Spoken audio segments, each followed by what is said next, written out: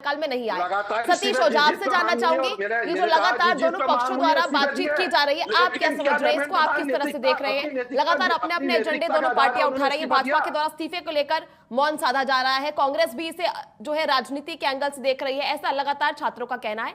आप कैसे देख रहे हैं इसे? नमस्कार। ये जो बात चल रही है यहाँ पर, हम्म। चाहे वो भाजपा के प्रवक्ता कह रहे हैं या कांग्रेस के प्रवक्ता, हम्म। ये बात छात्रों की बात नहीं है। दरअसल अगर हम एनसीआरबी का आंकड़ा निकालें अभी रिसेंट का, तो एक साल में हमारे देश में 13,000 छात्र आत्महत्या करते हैं, हम्म। स्टूडेंट सुसाइड करते हैं। उनकी प्रॉब्लम्स क्या हैं? उनकी प्रॉब्लम्स यही है कि वो पेपर लीक है, उनमें से एक प्रॉब्लम हो सकता है। एजुकेशन का लगातार प्राइवेट हाथों में जाना एक प्रॉब्लम हो सकता है। बीजेपी रही हो या कांग्रेस की सरकार रही हो, दोनों ने ये लगातार किया है। बिल्कुल। अब हम ये सवाल उठा रहे हैं कि इसकी अकाउंटेबिलिटी कौन सेट करेगा? हम्म। प्रियंका जी यहाँ कह रही थी कि नीट का पेपर लीक हो गया, हमने रीनीट करा लिया, क्या प्रॉब्लम है? हम्म। अरे पेपर लीक से रीनीट के बीच में जो 20 छात्रों ने आत्महत्या कर लिया, उसकी जिम्मेदारी कौन लेगा? बिल्कुल। उसकी जिम्मेदारी लेने के लिए क्या धर्मेंद्र प्रधान आगे नहीं आएंगे? उन बच्चों को आप क्या जवाब देंगे? जो बाप अपने बेटे को खोकर वहां जंतर मंतर पे बैठा है और सवाल पूछ रहा है कि क्या सरकार उसके बेटे को वापस लौटा सकती है? नहीं लौटा सकती।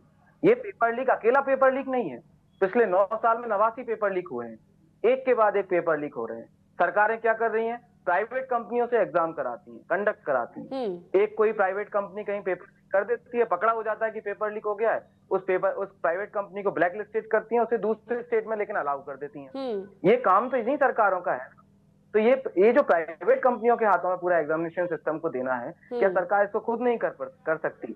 एनटीए पूरी तरह फेल हुआ है, क्या उसको रद्द नहीं किया जाना चाहिए? हम मंत्री किस आधार पर चुनेंगे? योग्यता के आधार पर ना। तो धर्मेंद्र प्रधान अयोग्य साबित हुए हैं ना। 9 साल में 89 पेपर लीक कोई छोटा आंकड़ा नहीं होता। तो धर्मेंद्र प्रधान अयोग्य हैं, उनको संवेदनशीलता दिखानी चाहिए।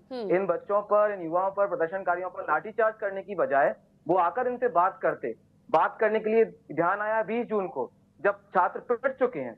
बात करने के लिए ध्यान आ रहा है अब, जब देश का छात्र वहां जंतर मंतर पर बैठा हुआ है। आप बीच में तमाम एजेंडे घुसा सकते हैं, विपक्ष अपनी बात कह सकता है, कोई दूसरा अपनी बात कह सकता है, लेकिन क्या मांगे गलत है? क्या मांग तो गलत नहीं है। धर्मेंद्र प्रधान का रेजिग्नेशन मांगना क्या गलत है? ये पुलिस दमन जो हुआ है, इसका विरोध करना क्या गलत है? अगर इस दमन में कोई सादी वर्दी में पुलिस वाला आकर, या सादी वर्दी में जो व्यक्ति हाथ में लाठी लेकर लोगों को मार रहा है, क्या उसकी जांच नहीं होनी चाहिए? जांच होनी चाहिए। ये जो फोटो पीछे लगा हुआ है, जो कैलाश विजयवर्गीय या सीएम मोहन यादव कल विधानसभा में कह रहे थे कि इसका मध्य प्रदेश से कोई लेना देना नहीं है, ये व्यक्ति रीवा का व्यक्ति है, जो वहां मांग करने गया है कि एनटीए को रद्द किया जाए। उसके सर पर लाठी पड़ी। मध्य प्रदेश का छात्र आत्महत्या नहीं करता क्या? मध्य प्रदेश का छात्र एग्जाम नहीं देता क्या? तो पूरे देश भर का जो आंदोलन है वो छात्रों का आंदोलन है, छात्रों की मांगों को लेकर है। हम जो मांग उठा रहे हैं, एक स्वच्छ एग्जामिनेशन सिस्टम की मांग उठा रहे हैं, एक पारदर्शी एग्जामिनेशन सिस्टम की मांग उठा रहे हैं। हम मांग उठा रहे हैं कि अकाउंटेबिलिटी लेने वाला कोई हो और वो बेशर्मी के साथ कुर्सी से चिपका ना रहे। ये सरकार धर्म की रक्षा का नाम लेती थी, लेकिन आज धर्मेंद्र प्रधान की रक्षा पर उतारू है।